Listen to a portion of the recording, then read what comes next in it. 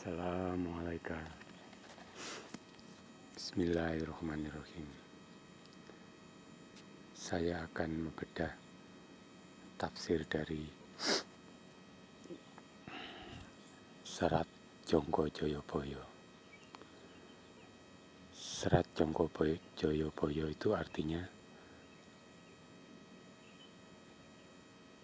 pemberitahuan bahwa nanti di akhir zaman akan muncul surga dan neraka. Jongko artinya waktu, Joyo artinya surga, Boyo artinya neraka. Jadi waktu terjadinya surga dan neraka.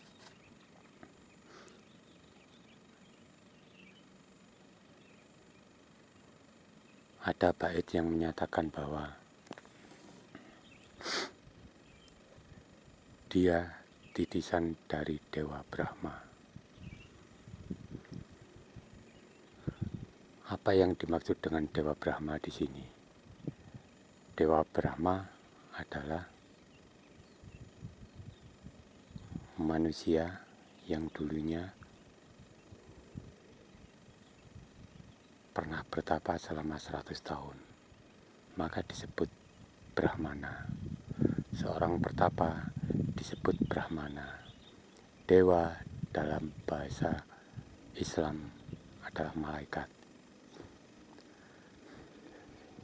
Jadi siapa Dewa Brahma yang dikatakan menitis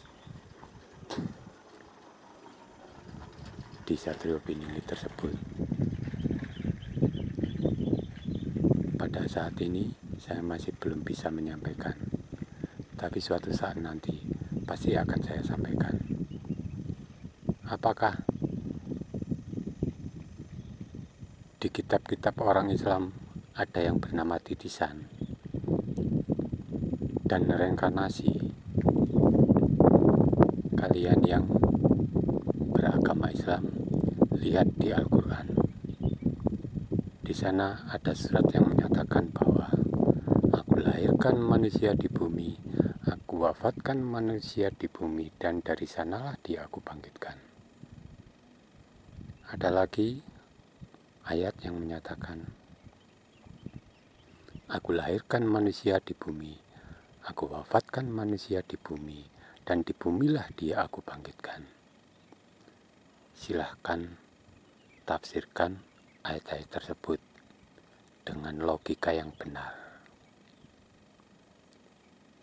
tidak dengan apa katanya.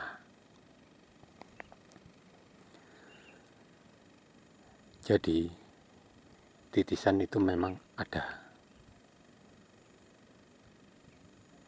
Bagaimana dengan reinkarnasi? Reinkarnasi pun itu ada, tapi sifatnya berbeda.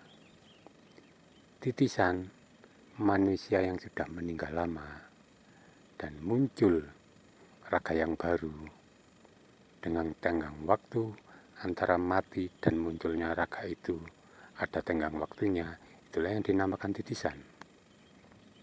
Bagaimana dengan reinkarnasi? Reinkarnasi itu manusianya masih ada dan penggantinya itu sudah muncul, atau bayi lahirnya itu sudah muncul. Jadi apa yang ditaruh di raga yang baru itu? Jiwanya. Jiwa manusia itulah yang ditaruh di raga yang baru. Karena jiwa manusia tidak akan pernah lenyap. Kalau manusia itu mati, jiwanya akan tetap hidup. Meskipun di alam penantian, di alam kubur, dia disiksa, dia tidak akan pernah lenyap. Meskipun dia di alam kubur, dia dibakar, dia tidak akan pernah lenyap. Tapi dia merasakan rasanya siksa kubur, rasanya dihantam, rasanya dibakar, rasanya dia kelaparan. itu masih tetap ada. Jadi antara Serat Jongko Joyoboyo dan Al-Quran itu masih tetap berkesinambungan. Jadi ada ayat-ayat yang mengarah ke sana.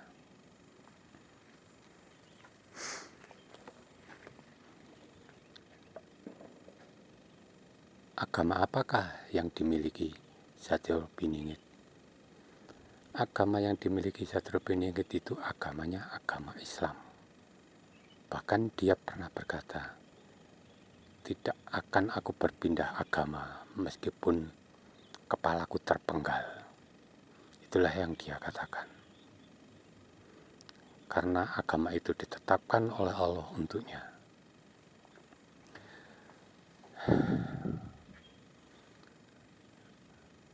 Baiklah. Itu yang saya katakan tentang titisan Dewa Brahma. Kenapa orang mengatakan bahwa dia ini manusia setengah dewa? Karena memang iya, raganya manusia, tapi di dalamnya dia adalah dewa. Kalau di dalam pewayangan ada yang bernama Eyang Semar. Di dalam tubuh Satrio Piningit itulah Eyang Semar yang sebenarnya. Dialah yang dulu selalu menuntun para raja,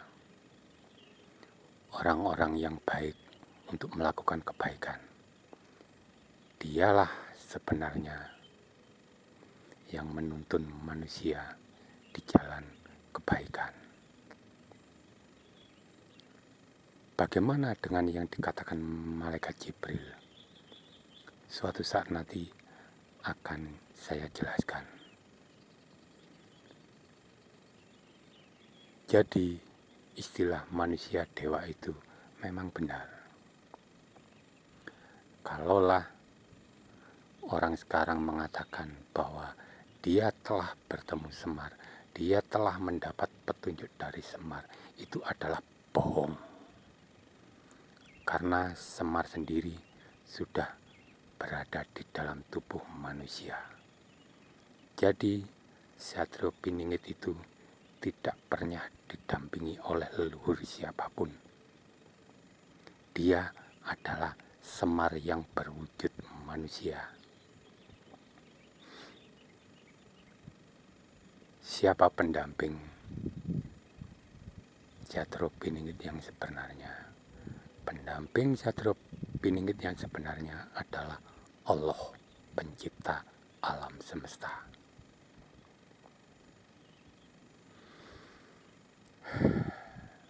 Ya Allah.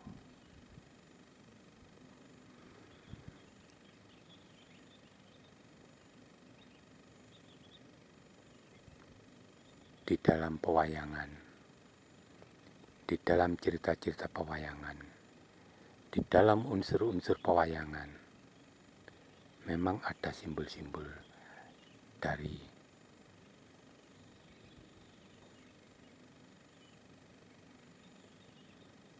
umat manusia,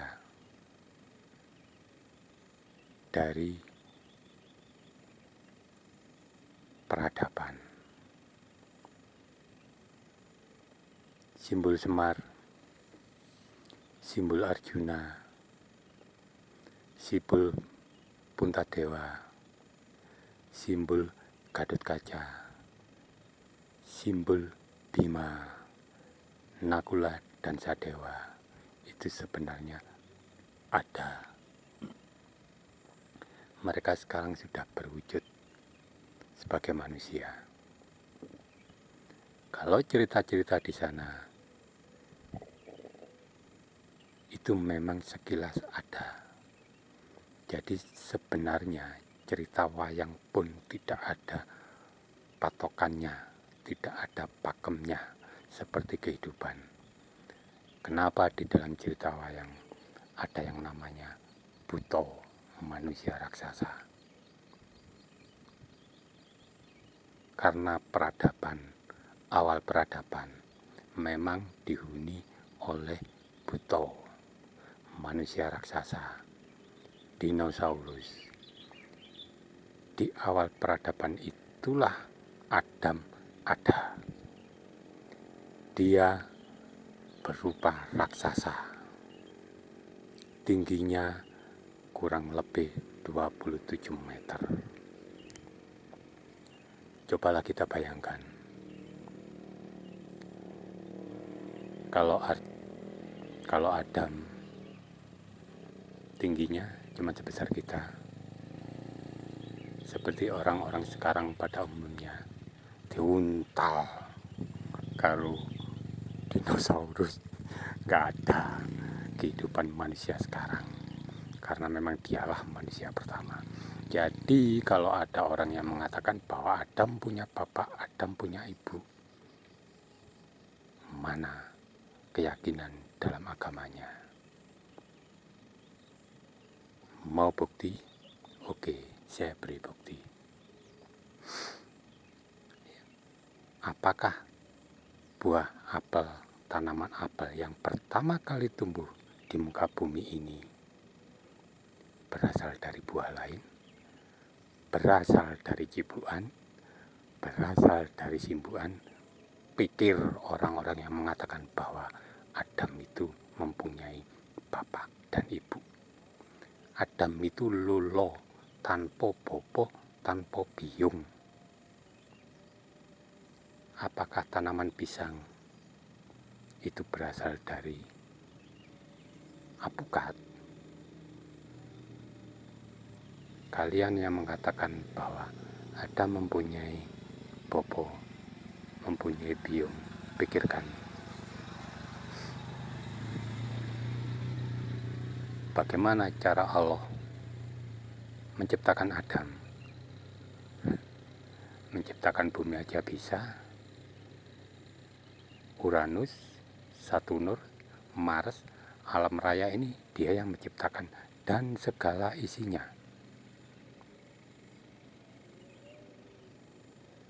Untuk kelanjutan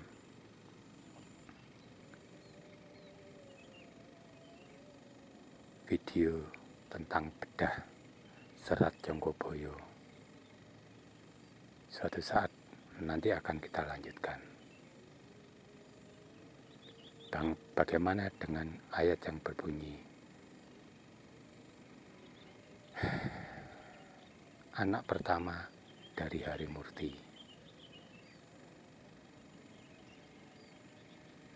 Sekian dulu, terima kasih. Wassalamualaikum warahmatullahi wabarakatuh.